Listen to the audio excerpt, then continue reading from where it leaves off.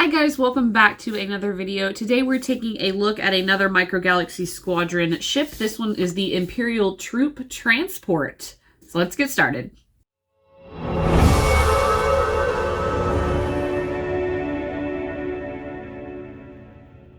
All right, out of the whole line, I think that this is my least desired ship.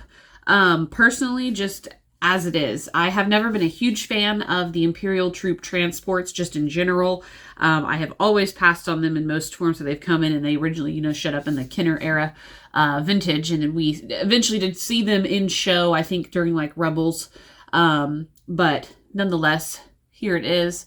And it is a cool-looking ship, I think, but it just was one that everyone else just looked more interesting to me. But it's not the very last one on my list. I did end up getting this one sooner, and I think I'm going to be pleasantly surprised. I mean, it looks really cool. I found when I reviewed the Imperial Marauder from the Lego version from The Mandalorian, and those are kind of similar, kind of like tankish sets. It was like one of my very favorite Lego sets. So I think that I'm going to actually like really enjoy this outside of the packaging. But it does come in a box.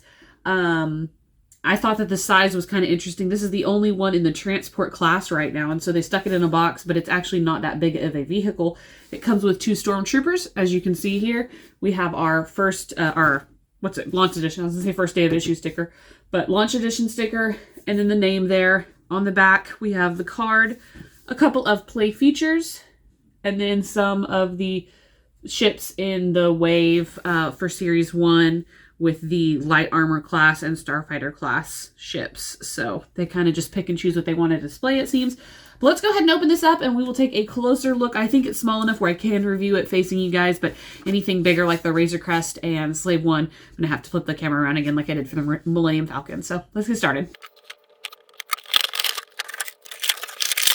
Right, so here is the ship, and I like the size. I gotta say, taking it out of the package, it's a good, hefty size. It is not too big. It feels quite sturdy. Nice. Yeah, just like first impressions, I really like it. I love this plastic window that you could see your troops from, the way they can see. I mean, that's so easily, they could have just painted that black or something, but they actually made it clear plastic, and you could see through. Probably not going to be able to see the Stormtroopers super well, but you can, just with some effort. And it's got some clear wheels on the bottom. Very nice. That looks like it. Really nice detailing. Detailing all over. That's one thing that's so awesome about these ships is just, all over the place. Looks really cool. I also like the little red accents on this ship, or transport rather. It looks really, really cool. And then one thing that's really awesome is on both sides, so we have 3 sets of doors, and every single one of them opens. Like, they didn't have to do this. They could have gotten away with not, and people still would have purchased this. And they did every single door. That is so cool. I really do like this better in hand than in the box. That is really cool. Yeah, I kind of thought I would like the Marauder as well. I like the size of it. The shape looks nice. I know that you can open this panel here. Opens 90 degrees. And you can fit some Stormtroopers in there. In the driver's seats. And in the back. And it just snaps closed. And then it should open in the back as well. I just have to figure out how. Yeah, there we go. So it lifts from the back like that. And we have 4 more seats. And then obviously the way, if you need to like get out, there are the doors.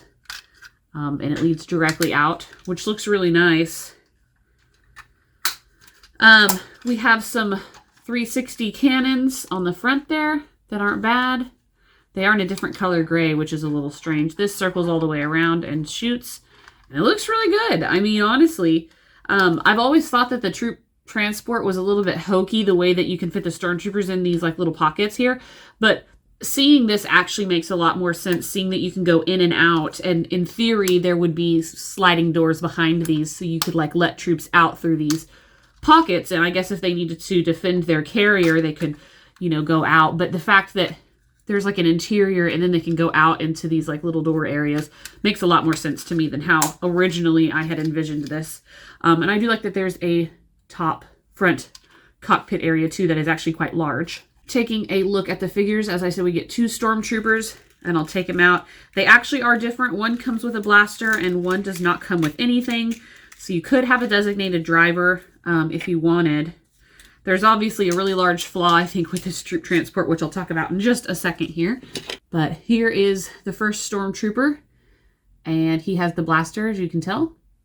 And the biggest complaint with these Stormtroopers that I have is that they look like they're wearing sunglasses. For some reason, they didn't paint any of the mouthpiece, and had they done that, I think it would have looked a little bit better. But they do have paint on the back of the legs, and their gloves are painted. And they don't have to be crazy detailed. Like, you know, I understand it's a tiny scale. All of the sculpting is there, but I wish that they had painted the mouth because it looks like they're wearing sunglasses. And then we have our non-blastered, which is just the same. So, obviously, the biggest flaw with this troop transport, in my opinion, is we have blind bags, none of which have regular Stormtroopers. We have a troop transport, which is supposed to hold a bunch of Stormtroopers, and they only give us 2. Had they raised the price and given us at least 4, that would have been better because you could have some drivers, some people inside. You could spread it out a little bit more. But with 2, you're really forced to, like, do I want to display them from the outside? Do I want to put them in the cockpit?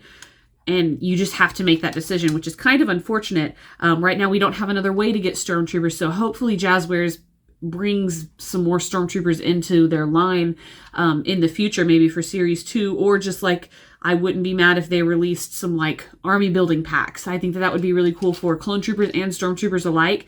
And just like, you know, you can buy like 6 figures in a pack, and I think people really would pay for that, especially if you have something like this. Like, they could even make, in the future, they could, if they do droids, like battle droids, they could do a battle droid pack. They could do a trooper pack. They could do a clone trooper pack. They could do even like a Jedi pack or something like that if they ever came up with something cool. But I know that we're getting a Republic gunship for Series 2, and that would be really cool to fill with clones, but we will need some clones.